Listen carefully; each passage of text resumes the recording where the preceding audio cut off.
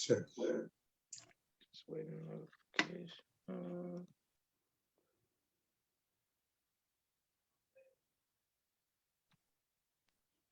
Okay, boom. And we are live. Yes, I want to sir. thank everyone for tuning in to a very special edition of Off the Record on the People's Podcast this afternoon. We have an incredible guest with us today, one who's going to give us some amazing information as well as inspiration, and that is none other than our brother Eric Muhammad. Assalamu alaikum, sir. Wa alaikum salam, my dear brother. Yes, sir. This means a lot to us that you would take time out of your busy schedule to come have a conversation with us on your amazing life journey. You've known me and my siblings before we were even born. So this is an honor to have a conversation with you because we're close with your children and now your grandchildren. It's an honor to have this conversation with you. The first question that we want to know, Brother Eric, is when did you first hear the teachings of the Most Honorable Elijah Muhammad? Well, I would like to first say, in the name of Allah, the Beneficent, the Merciful, I bear witness that there is no God but Allah, and I bear witness that that God appeared in the person of Master Father Muhammad, and I bear witness that he raised the Honorable Elijah Muhammad, the exalted Christ, the exercise of the forces of nature in this dispensation of time. And I did not have an opportunity to see the risen Christ, but I know a man who met God, and that one is the inspirational guide to my life, my spiritual father, the Messiah, the Honorable Minister Louis Farrakhan. In those words, I greet you again. Assalamu alaikum. And my dear brother, thank you so much and your family for all the sacrificing that you continue to do on this wonderful podcast. And I'm just honored to be a part of whatever questions we have before the people to be able to be used by them for the purpose of God's glory. Thank you again. Thank you, sir. Walaikum salam. Yes, sir. Okay. So I heard the minister a couple of times, well, a few times, from 79 through 81 at the Crampton Auditorium again, and I think again at Howard University in 84. And I heard him finally again on my running journey, just trying to find some truth that will convince me of what I had in my heart. And when I heard him in 85 at the Power Tour in Washington, D.C., at the Washington Convention Center, the Power Tour, people organized and working for economic rebirth, I said to myself, this is it. My soul was longing. And when I heard the message, I saw some of the brothers I would constantly see in the street with the fish and with the final calls. And I just said, I wanted that image. I wanted to be like that. I want to find that strength. And when I heard the minister in 85, I went to the convention center and I had a friend down there, Josh, and he worked at the convention center, but the line was so long. And I said to myself, I'm probably not going to be able to get in, so I'm going to use my resources. And I saw him and I said, hey, can you get me in through one of the back doors? So he told me, come around the back. And when I went around the back, I came in through a back door. Didn't know where I was going to wind up, but I wound up on the second tier, and the tier overlooked the stage where the minister was speaking. And when I heard him, I went home that night and played that tape over and over and over and over again. My father, whom I would always see read the Bible, I didn't see my mother read the Bible or any books of God that much, but I played that tape and I fell asleep to that tape, the Power Tour, people organizing, working for economic rebirth. And when I got up, I remember telling my parents, Mom, I found what I've been looking for all the days of my life. My soul was satisfied. And from that point, I've been fortunate and blessed to have been in the company of great believers, great followers, great worshipers, and just a cadre of those who helped in my development. It would take me forever to thank all of them, but I want to thank your family.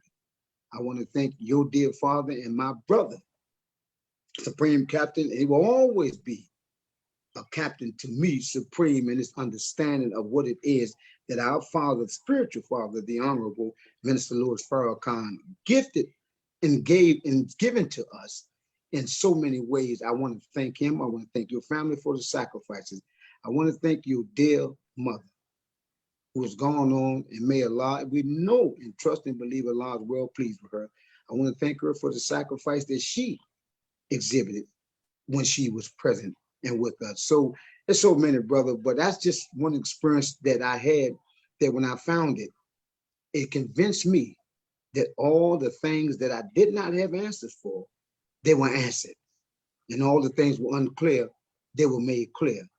And I would say now at this juncture, that I believe I was being prepared in my mother's womb for such a time as this.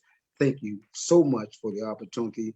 And I continue to thank our leader, teacher, and guide, the Messiah, the Honorable Minister Min Farrakhan. All praise due to Allah. Yes, sir. And Brother Eric, I want to thank you and your family for the sacrifices that you all made to help establish Islam here in North America. So may Allah continue to bless you all as well. My sister Miriam sends the greetings. Sister Robin sends the greetings. And everybody saying all praises due to Allah. Thank you. Okay, now, Brother Eric, so 1985, you hear it, you get the tape, you overlook it, you get the tape, you tell your family and friends that you're accepting the teachings of the Most Honorable Elijah Muhammad. How do they respond to that? Well, my mother, again, may Allah be pleased with her soul. I remember coming in one day, I had a final call, and my mother was in the kitchen. So if I came in the door, she couldn't really see, but she can hear you come in. So I remember placing the tape, the final call on the table. I just placed it there for no particular reason. And so I think I went in the back or something, and as I was coming back out, she was on the phone with her best friend. And I heard her say something to the effect, child, he's talking about he's not going to eat no more pork chops and all that. I bet if I put a pork chop on it, he better eat something if he's in there. And I said to myself, I said, wow, I'm trying to do what's right. And why do I get the feeling as though it's not enough? But it never deterred me, brother. It never deterred me because, again, hindsight being 2020 now, Brother Josh, it was the teaching that made clear to me, no matter the things I didn't understand or the things I didn't like, or some of the things were being said, or even those who didn't accept me. And I had very few that didn't accept, be honest, because I was always seeking and I was always an individual. So it really never made any difference to me what anybody thought about what it was I was doing, good, bad, or indifferent. But most people were thankful and grateful. And today, they all say, I've watched you. And we thank God for your change. Not that I was a bad person. Of course, I was a child. But as Paul said, when I was a child, I spoke and acted like a child. But when I grew up and heard the teaching, I put away childish things, and I'm striving in the classroom of God right now. So I didn't get too much blowback from accepting that which is mine and accepting my own and being myself. I didn't get much blowback. Beautiful. All praise due to Allah. My sister Naima says, Assalamu alaikum family. Wa alaikum salam, ma'am. To the family. Yes, sir. Now, Brother Eric, my next question for you, when you came in the mosque, let's go back. Can you put us in the mindset of what it's like to come into the mosque, Kenilworth Avenue, Washington, D.C., who's training you? Who are the laborers? What is it like? Yes. Well, actually, we were meeting then. We had just left the Phyllis Wheatley Y. And we were meeting at the Howard Inn on Georgia Avenue. I had, now mind you, going back, I had seen a lot of the brothers in the neighborhood with the white jumpsuits on, the red bow ties, selling the fish and the papers. So I knew some of them. But this particular brother, my dear brother and friend, then Brother Rodney, now Brother Captain Akil, your sidekick of your dear brother and your father, our brother Sharif, I saw him, and I believe the minister was embarking on a friendship tour. And he told me, he said, when I get back, I want to see you in the mosque. And then we was meeting at on Georgia Avenue.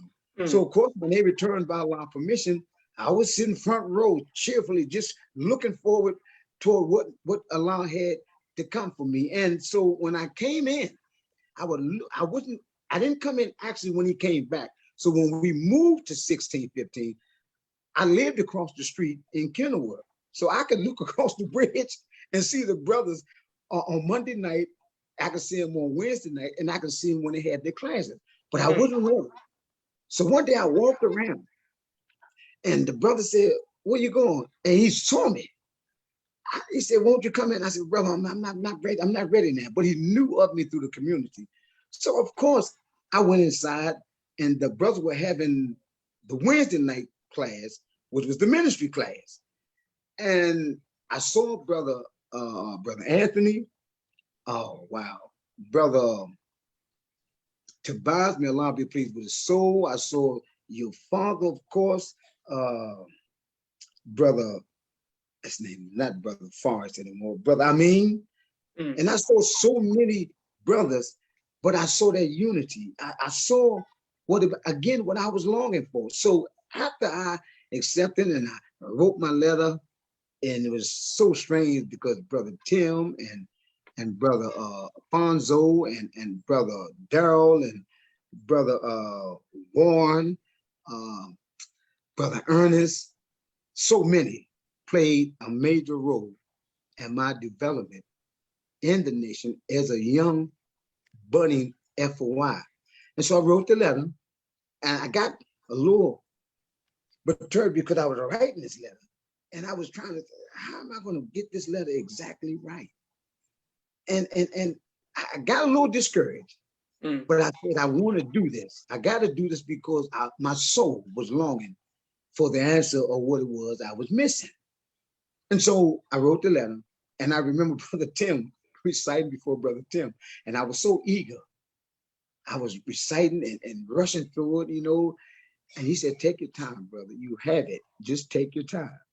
So I recited, and by Allah's permission, I received my ex, and I was so happy. I ran down the stairs in 1615, and they was having a ministry class, and I kicked the door open, and Brother Ernest, I believe, said, "Brother, what are you doing?" I was like, "I got my ex. I got my ex." He said, "But brother, you can't come into class just yet." So, brother, there was so many that when we got in 1615, I mean, from Brother Leem in the ministry, Brother Sean, all the ministry, Brother James Alexander, Brother Tate, it was so many that poured into my development as a small young FOI. I would never, never, ever forget any one of those who makes a difference in my life. All praise due to Allah. Yes, sir. Yes, sir. Now, brother Eric, what was it like for you the first time you saw the minister coming in and out of Washington, D.C.? What was that like? Listen, you talking about happy. Now, not knowing the spiritual understanding, I was just at awe like everybody else. Does he smile? Does he do this? And I mean, and you're looking back and you're watching everybody moving with him. And the team was just so pristine and so precise in their movement. I just said to myself, I want to be a part of that. But just watching the minister, it was something about his aura to me that said, that is what and who you've been looking for. If I can, it reminds me of the minister longing to be satisfied to some degree when he would ask his uncle when he was taken by his mother to his uncle house in the summertime and put up on the chair, and he asked, "Well, who's that man?" He wanted to find someone that would have a voice for Black people. And when his uncle told him that it's Marcus Mosiah Garvey and he's no longer with us, and the minister wept, I go back to when the Honorable Elijah Muhammad saw Master Fard Muhammad and he recognized him right away. That means a man is prepared for such a mission even before he's told of his mission. And when I just saw the minister, I said to myself, thank you, God. Thank you, God, for this time, for this day, to see someone that's fighting on our behalf that makes a difference. And I can physically see and tie to everything that's taking place. So I was taken aback. But more importantly, when I had the opportunity without an ex. Now, I must say this, to travel with your father, Brother Akil, Brother Rodney then, Brother Sadiq, may Allah be pleased with his soul, Brother Salim, Brother Mustafa, Brother Dennis, Brother Hugh, our dear brother who just went home to be with Allah, Brother Shahid, I was on the outside, but I was privileged to be in proximity. Yes, sir. Yes, sir. On a detail, and I'm holding the post by law permission and staying firm. So I'm looking at the brothers in their dress. I'm trying to keep up with the dress code, and made the mistake one time, Brother Johnson brought a brand new pair of lizard shoes, and the guy told me, he said, "Well, oh, you going to be moving around at the store?" I said, "No, I'm going to be standing." And it was standing post with the minister, and back then the minister was speaking for 4 or 5 hours, long time, wouldn't even move. And my feet was on fire. Now, my feet was on fire, brothers. And I said to myself, I wish that he would move. I wish that he would move. And I'm looking at his feet and say, how can he stand so long with those small feet? And I'm looking at your father. I'm looking at Brother Rodney. I'm looking at all. I said, they don't seem to be bothered by nothing. So, brother, I mean, I was so blessed and fortunate to travel with your father to protect our dear beloved leader, teacher, and guide. And moving from DC on the trip one time, I have to say this, I thought we was going to stop actually in Baltimore and I was going to be able to come back. We went from DC, I believe, to Baltimore, from Baltimore to New York, or Philadelphia first, then New York. Then we went upstate to Syracuse, then Buffalo, then Rochester, then over to Canada, I believe. And then it came, and I told Brother Rodney, then I said, Brother Rodney, and I think in Syracuse, I said, brother, I'm going back to DC. He said, no, you're not. You're not going back until we all go back. But brother, just to be in his presence, I mean, fearful. Look, I don't even want to look. I really don't want to go in the room, but being a part of this great body of men, I was blessed and fortunate and at all. And right now, today, I understand by and by. Thank you, Allah, for allowing me to be a part of that process, because it's making a difference in my life.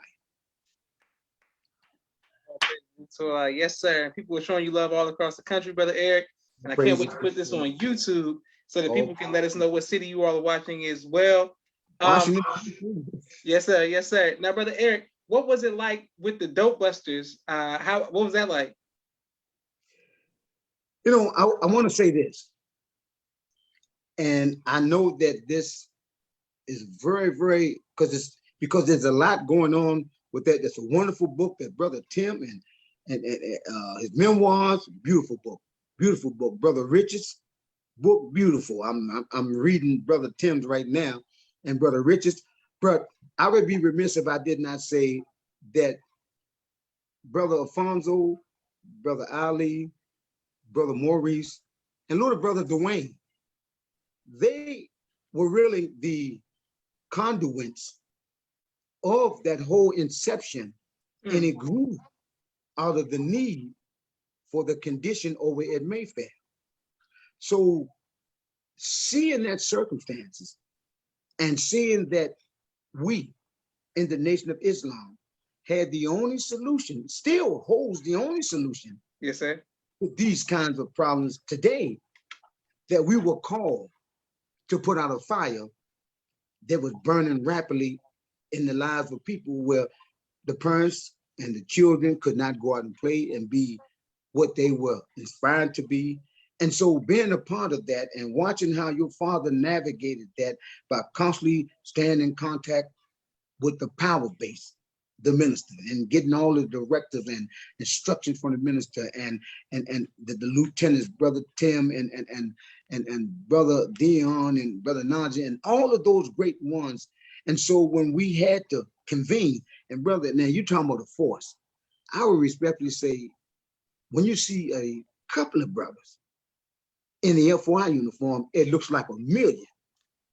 But when we were at Mayfair and brothers were coming in by the cities, brother, I said to myself, a part of me saying to myself, ain't nowhere in the world this enemy gonna win. Because we don't want to hurt our people. But the one life we have, we're gonna fight like hell to keep it. So please don't cause us to kill you in the midst of trying to free these people. So Allahu Akbar. I just looked at this brotherhood and said, this is power here by law permission, but to be a part of it, to be on the ground and watch things take place, it just really showed me how far off we are as a people in terms of our condition and the things that were taking place. But to be the aides, to be the saviors of our people, brother, you can never, ever write enough about that and all of the major players that went into that being a success. And I would remiss to say it wasn't a success, because no matter what happens after that, you know, as the Quran said, we are just responsible for delivering a clear message. What I had liked for them to accept, of course, change, of course, but we've done our job by law permission at that time, and that was to raise them up so that we can free the mothers and the fathers and the children at that time in Mayfair matches. So I'm thankful and grateful to be one of the original Dopebusters as well. Praise be to Allah. Yes, sir. And thank you, Brother Eric, for holding it down back then. We have so many more questions for you, but I wanted to ask about those names that you spoke of earlier. You said Brother Alfonso, Yes. Brother Ali. Those they're blood brothers, right? Yes. Yes. And then who are the other names? Who are the other names that you mentioned? Brother Alfonso, Brother Ali, Brother Maurice, Brother Dwayne, I believe is his cousin or close friend, but they're a real close-knit family. Okay. And I remember the conversation that me and Ali and Brother Alfonso and Brother Mo would just have about the concept when they came up actually with the sweatsuits and with the red lettering. Now, there was a lot of collaborating with that, but I remember those original conversations, and I just want to, for the record, that let the brothers know that they are not left out of the process of this whole matter that we call the Dopebusters. There's a lot of variations, and they're all good, but we're not to leave out the least of those who are part of the foundation that we all stand on right now. All praises to Allah. Yes, sir. Thank you for the history. This is why we get primary sources to allow me to interview you all. And the great song, the notorious song of "Come Join the Dopebusters" and the anthem. The brothers who you mentioned are the ones who made the song, correct? Yes, I believe yes, sir. Yes. Beautiful. Praise be to Allah. Yes, sir. We don't want to leave anyone out of history when everybody get recorded. And thank you for mentioning their names so that we can have this documented. Yes, sir. How was it working with Dr. Alim back in those days? If you're talking about just as a minister, dynamic, the information, the instructions, the just basic general breakdown of all the things that he taught us.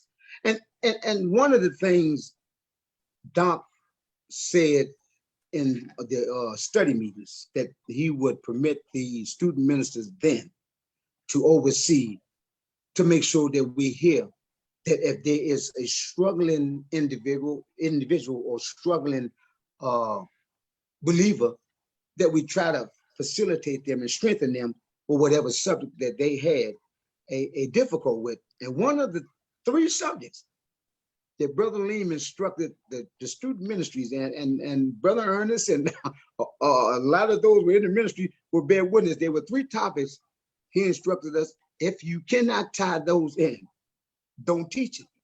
And those were Allah, God, and the person of a Master Father Muhammad, but being a man, God being a man, the Honorable Elijah Muhammad physically being alive. Third is the will, because he said you don't want to teach those things and take people out in space and leave them out there and can't bring them back. So we had to be conscious of that, but that's one of the things that I would listen for, and some of the other ministers, Brother Scotty and all of those, and Brother Anthony would listen for, because we know that if that's the foundation, and it is, particularly with the Swan song and what the Messiah said to us, and self-improvement, the basis for community development. If the foundation is not properly built and built on truth, then how strong is your foundation when the wind starts to blow and then you start to crumble because you didn't have the proper understanding, or what I would say that referring to what the Honorable Minister Farrakhan said, a comprehensive understanding gives you clarity. So we were responsible with a lot of things, and I would be remiss if I did not say thank you, Brother Abdul Alim Muhammad. Thank you for all that you imparted in me and us and most of us that were on your tutors. And we just pray that Allah continue to guide you in any way that He see fit at this time. Beautiful. Praise be to Allah. Excellent. Yes, sir. And Brother Eric, was there ever a time where doing all of this that you were faced with fear? And if so, how did you overcome that fear? I think the biggest fear going back was writing the letter. I did not want to fail because my soul was longing, Brother Josh, and I didn't want to fail. And I wanted to be a part in all facets of what was required of one to have an ex, so I can really excommunicate myself or start on the journey of excommunicating myself from the madness. So I didn't want to fail. And the fear was so great. I didn't want to say this, but I have to say this because honesty at all points. I contemplated one moment, there was a light when I was writing the letter. And of course, you have one old shades that, good Lord, one of them big old shades that no wonder my eyes are bad now because of that bad lighting. But I wanted to take the letter and put it over top of the shade and trace it. I said, no. I was convicted. I said, no, I'm going to get this letter right. If I got to stay up all night and write it over and over. That was one of the biggest fearful moments for me in the nation. Now, of course, in Mayfair, when we had the law running with some people, the support and the word was so convincing to me, I didn't have time to be afraid at that moment. I didn't have time to be afraid. So the fear is normal. We have those fearful moments right now, but how I overcome my fear, I trust. And what I know is real, that God came in the person of Master Fard Muhammad. How do I know? Because if He can come in the person of Master Fard Muhammad, He can come in my person. He can come in the person of the Honorable Elijah Muhammad, in the person of the Honorable Minister Louis Farrakhan. And these are examples that if He done it for them, He can do it for me. So if it helps me to remove fear slowly, and eventually, when you have a situation that you become afraid of, you meet it head on, like I just did when I flew on the plane to my son's graduation. I made some sincere prayers because 42,000 feet in the air, I said, God, whatever it is I've done of good, allow me to touch down, please. So all praise is due to Allah. Beautiful. All praise due to Allah. Excellent. Yes, sir. And thank everyone who continues to watch and like, share, and subscribe to people's podcasts. Brother Eric, what was it like, the climate like of the Million Man March in Washington, D.C., and how did it personally impact you? To be a part and to see that many people show up on a Monday night and come together, and there was actually nothing reported of disrespect or disregard or any kind of madness. It further convinced me of what it is that I was prepared for in my mother's womb and had taken part in, which is this wonderful leadership by the Honorable Minister Farrakhan. It was so impactful that it gave, I believe, Black folks an opportunity to see that it's necessary for us to unite, irrespective of your banners, your disregard of what you believe, and all of those things. I think it's essential that we remember the importance of that gathering. And for me, it just made clear to me that thank you, God, for allowing me to take part in any way I could to be standing on ground with God's man, giving directive from God to us so that we can live righteous and holy lives. Beautiful. All praises due to Allah. Yes, sir. Yes, sir. Excellent. Okay, great. And thank everybody who's watching. Brother Eric, we have a quick 60-second commercial break for all of the sponsors of the People's Podcast this month. I want to thank everyone who continues to show love all across the country: Facebook, Twitter, Instagram, YouTube. We appreciate every like, every share, every subscription, every donation. If you would like to be a sponsor or a donor, please cash app the People's Podcast. It's greatly appreciated. My brother Rashad, Street Premier Media Production. He has a 4K camera and a drone. He does television and film editing. Please reach out to me if you need any of those services. My sister Miriam, ABC I Love Me children's book, coloring book, and Spanish book. All three available on Amazon. Please get those.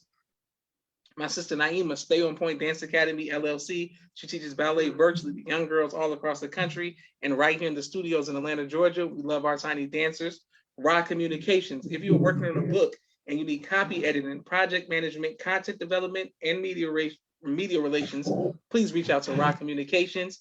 Fashion Guides, Urban Streetwear for men and boys, 314-329-6009. He'll keep you dressed and dripping in the best of fashion. Student Minister Robert L. Muhammad, conflict mediation, squashing the beef throughout the Southwest region. He does a phenomenal job. His wife, Sister Fudia Muhammad, Children of the Most High, giving birth to a God in the science of child rearing. Please get her book. Brother Kenneth, Bowtie Maker Extraordinaire. Please reach out to him if you need any of books in the nation. Any bow ties. Dr. Henry M. Carter, King Henry's Turkey Legs, right here in Atlanta, Georgia.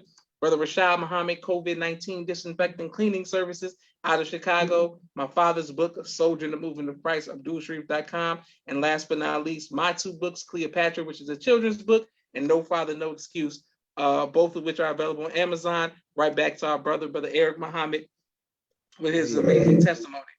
Brother Eric, speaking of you being a father and going to the graduation of your son, congratulations on that. What advice would you give to future fathers? Be the best that you can in spite of all circumstances. I remember, I believe it might have been a series that the Honorable Minister Lord Farrakhan was conducting, either How to Give Birth to a God or Black Male-Female Relationship, where I heard he made reference to parents and in a fallen state, maybe something to the effect, and I'm just paraphrasing, if your mother is this, being a bad individual, or your father is that, being a bad individual, you're not their equal.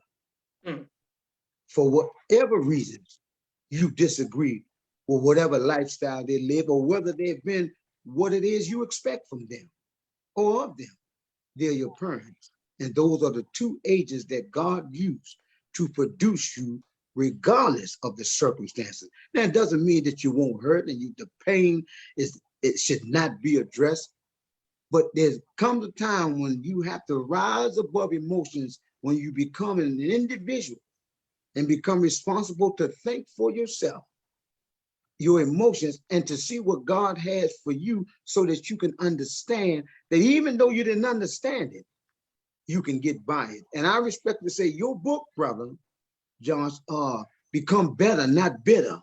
Yes, sir. Yes, sir. Found for me, and I read a lot, but my prayers to Almighty God Allah in the person of Master Father Muhammad was never pray, allow my children's hearts to be hardened by a decision that they had no understanding and nothing to do with. And I thank Allah that Allah guides and keeps them in the bosom. I would be remiss about it and say I thank their mothers, because without them, they aided me in giving life. I'm always and will always be indebted to those who helped produce life for me, because I need to understand, and we need to understand as men, that we can't do it alone unless we have a mate or someone who understands the process. So if you produce them together, enjoying good and forbid evil, and uplift your children, because as the minister said, that's the bigger picture.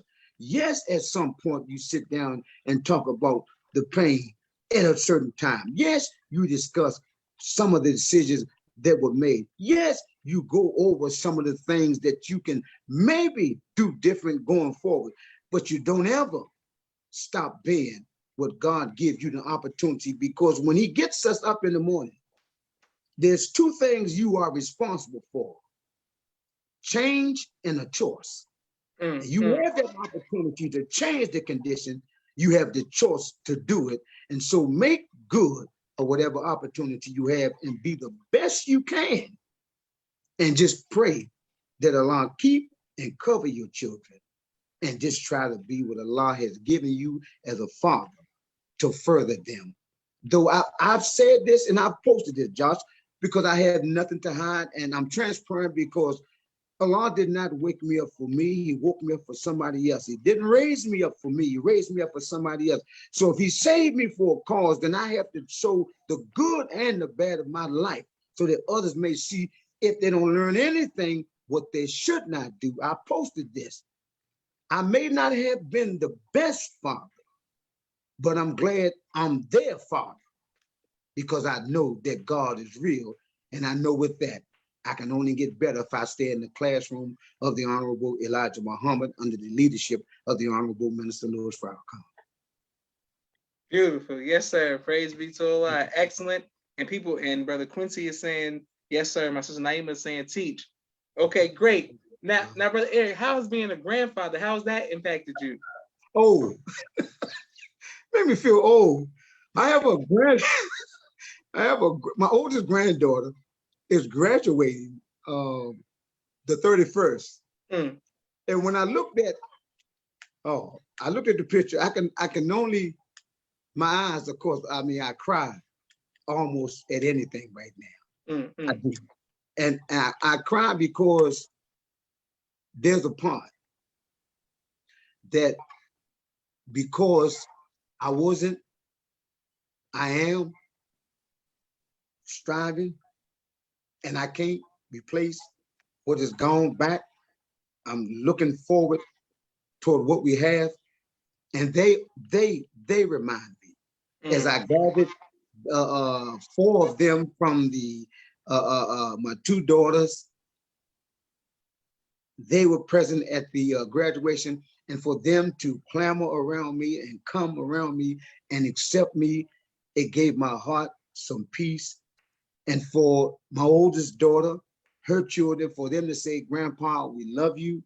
You know, there's nothing like being loved unconditionally. Yes, sir.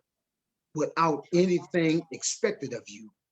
And when they can say to me, see, I know what I could have been and should have been and have fallen short with.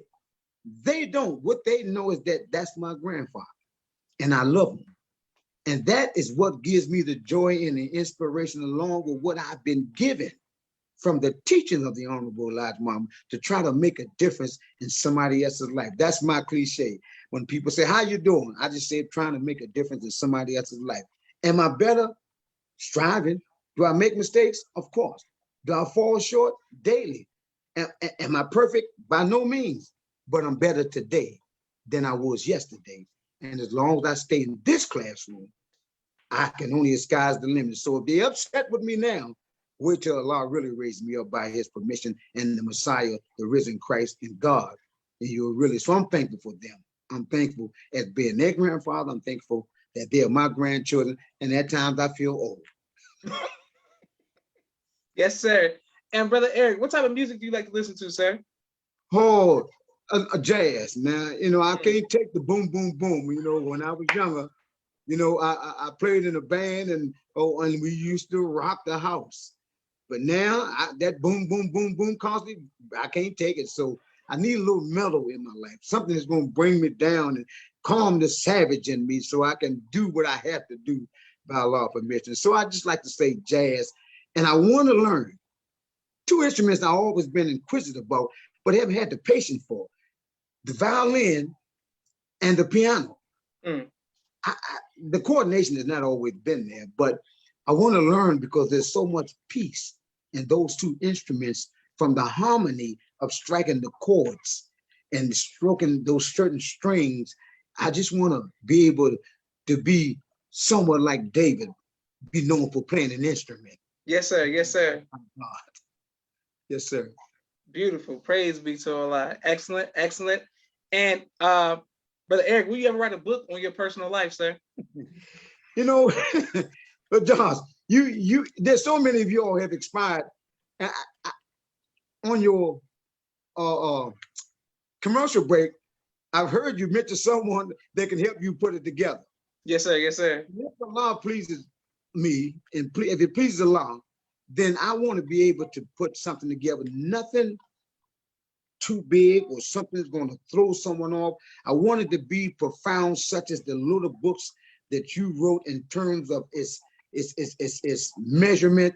And just if you remember the teachings of the Honorable Elijah Muhammad in his writings, he's used very small language to explain where he's going and trying to get people to elevate so that we don't get caught up there when we're reading something. We have to have a thesaurus on this end and a dictionary on this end and throw people all off because we don't stay long when we get confused about words. So I just want to have a small memoirs. And I do have a title in my head. I've had it for a while. And I'll say it's entitled Before and After. I have not always been this way. And I want it to be a profound, direct writing of my life. Nothing taken out, nothing kind of to add in, but exactly. So when the reader reads it, they can look and say, if God can do it for him, I stand some kind of chance. I don't want them to have any excuses. But if you can use my life, good, bad, or indifferent, then if whatever you take from it can make a difference in your life, then take the good and go forward with that by Allah's permission. So yeah, we're going to look to try to get that done by God's permission. Praise be to Allah. Excellent. Yes, sir. People are showing you love all across the country. Praise Sister Malika says, greetings, dear beloved family. She loves you and appreciates you all. This is great. And thank you, Sister Malika. Thank you all for continuing to watch. One more question for you, Brother Eric. Yeah. My book, praise be to Allah. That means a lot to me. Yes, sir. I didn't know that. What would you like your legacy to be, Brother Eric? Oh. I was listening to a clip that I believe it was the BET channel, may have been the BET, when the facilitator, for lack of choice of word, he asked the minister the question at the end, what would you like? And when the minister talked about, I would like that, you know, when the mantle is picked up, they can say, I seen you struggling, but I just want to take up the plight for you. I just want to hear that good and faithful servant, job well done. Mm-hmm. I want those to know that even in my fall, or in my rise, my fall to serve as a measure in your life to make a difference. Even in my incompleteness, that should serve in your life to strive to be complete with God. Even with my falling short, that should raise you up to the heights of understanding that through all things we quote in the Christian church are possible through Christ who strengthens us. That's right. But at the end, I've always said this, and this may sound kind of spooky, but at the end, for whatever time I have, and I wouldn't like to stay a long time if it pleases Allah, but whatever his will is, I understand now that I was born into the world to die, and if those went before me, then I'm no different, that I would have to go. But I hope that my children and my grandchildren and those who know me will say the one thing I can say about him is that he left it all on the ground, on the court, in the game. And when I'm laid out, looking good regardless, that little letter that I have that's posted over my head, when the question is asked, how am I doing? No, I'm okay. What about you?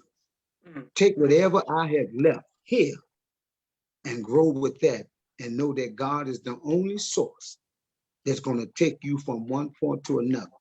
And with that, you'll find your purpose. And as the Honorable Minister Farrakhan has said, when one finds his or her purpose, it is the most gratifying thing that one can ever find. I'm striving for that, to complete that, and whatever Allah would have me to do after that, then all praise is due to Allah in the person of Master Fard Muhammad. Excellent job, Eric. Excellent job, sir. Thank you for coming today, giving us amazing information as well. All who continue to watch. Man, I look forward to seeing you again in person, inshallah. If you ever come to Orlando or if I'm ever in DC, Yes, we'll sir. make sure we connect. Coming your way. Praise be to Allah. Yes, sir. And please give your family the greetings again, Brother Eric. And we thank Allah for you and your family and the children and the grandchildren for their sacrifices, and you all sacrifice. May Allah continue to bless you, sir. This is Joshua Leonard Muhammad signing off of the People's Podcast. Thank you, sir. Your family will. Wa alaikum salam.